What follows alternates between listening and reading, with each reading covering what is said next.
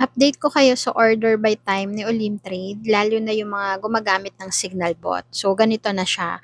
Kuha muna tayo ng signal sa bot. Click Get Signal. Bitcoin OTC 1856 down. So, search natin BTC. So, yan. Click nyo to, then yan na siya. So, toggle on nyo lang, then scroll nyo lang pataas. Kapag hindi nyo yan in-scroll, hindi nyo siya makikita. Yung iba kasi, message ako, wala na raw yung order by time. So, kailangan nyo lang i-scroll pataas para lumabas yan.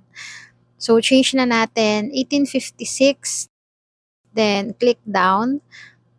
Yan, automatic na siya na mag-place ng order by 1856 or 6:56 p.m.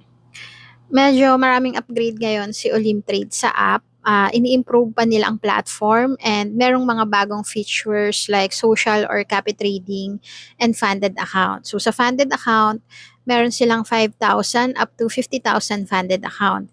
Kaya kung sa tingin nyo, meron kayong trading skills and gusto nyo ng malaking fund to trade, then try nyo ang funded account ng Olim Trade. So, kung gusto nyo naman ng signal sa Olim Trade, nasa Telegram ko siya. Free lang yon, wala kayong babayaran.